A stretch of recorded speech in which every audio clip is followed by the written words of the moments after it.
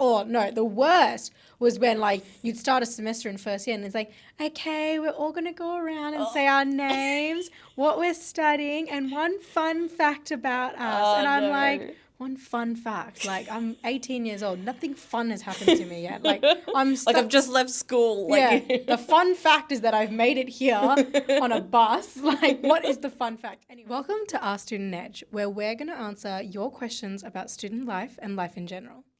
After high school, how did you go about sort of expanding your friendship group?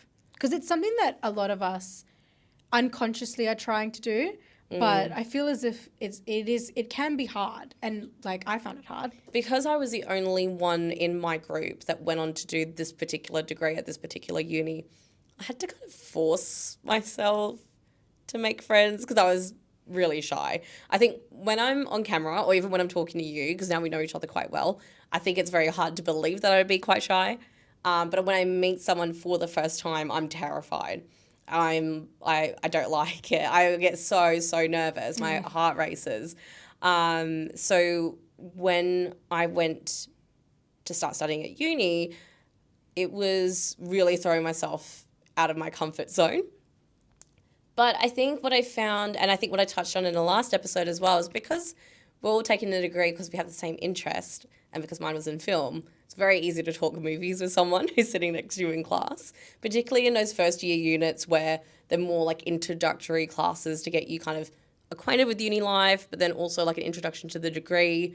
It was like a good kind of stepping stone into kind of getting to know the people around you. But you're not like that at all, I feel like, from what you've said to me in the past. I don't know if that's just because I've got sheer, just delusion when I meet new people. A bit delulu. Like, I don't know, I think I am quite an extrovert, I would say. But also I think when I meet new people, I'm kind of just like, well, what's the worst that could happen? They could just tell me that they don't want to talk to me, which, is a real possibility. I definitely had like tactics. I think as well, like, when you're in like first year uni and like, they're like, okay, discuss this in a group. Or no, the worst was when like you'd start a semester in first year and it's like, okay, we're all going to go around and say our names, what we're studying, and one fun fact about us. And I'm like, one fun fact. Like, I'm 18 years old. Nothing fun has happened to me yet. Like, like I've just left school. Like, yeah. The fun fact is that I've made it here on a bus. Like, what is the fun fact? I would always try and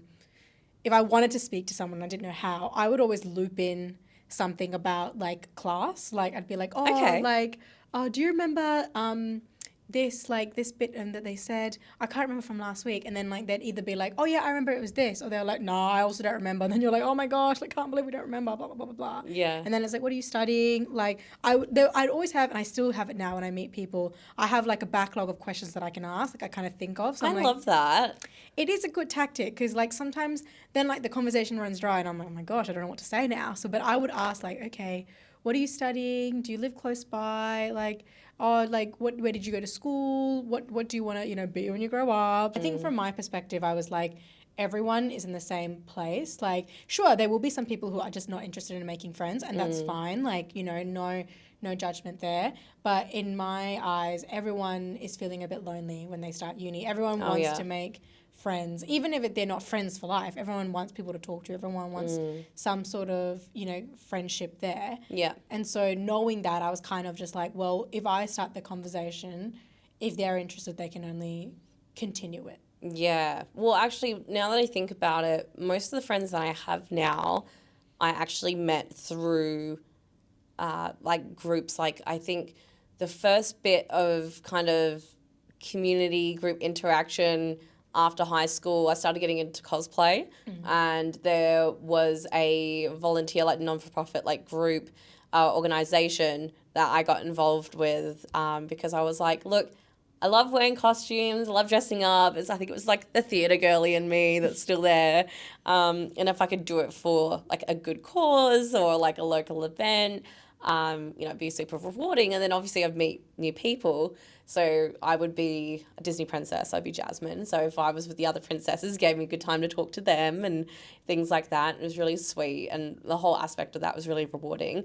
And then when I got into my gaming stuff, like my online gaming stuff, like I had no idea there was a whole like Twitch Perth community that would meet up like once a month somewhere in Perth, and you get together and you meet other people, and they do have those like icebreaker games, and you have a little sticker with like your handle on it and stuff like that.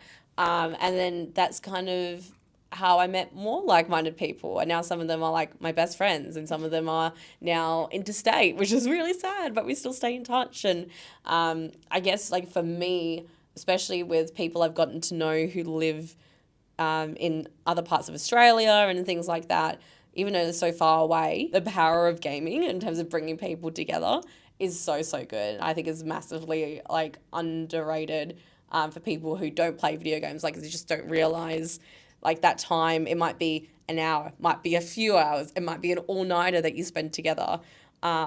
It's, you know, it's really, really heartwarming to kind of have a bit of fun, be a little silly, and yeah, and then like I said, I've just, some of them become my best friends now. I would also say, and we've talked about this before, but when you get a job, I mean, for me, I had to get a casual job after high school just because I couldn't afford to go to university and not work at the same time.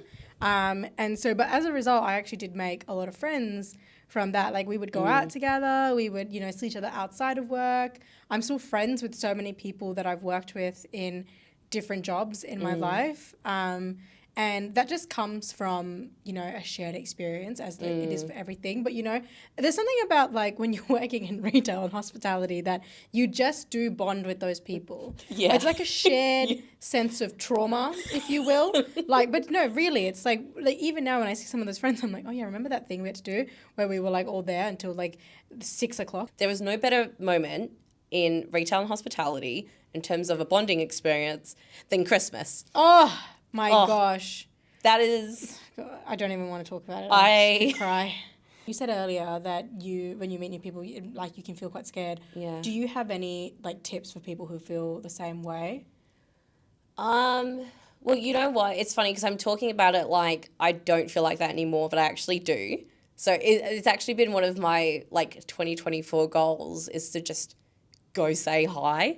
And like I've tried to be more vocal about it actually online just in general, because there's people, for example, that I've met in the gaming community who I've met before, and if I see them again for the first time in 6 months, I'm scared to say hi again, and I'm like, oh my God. So there's just, at the moment for me personally, if I'm going to speak like openly mental health wise, it's just like for me trying to break down that internal barrier of like, oh my God, they don't want to speak to me. Like, oh my God, I don't want to like they're not going to want to talk to me. It's like, no.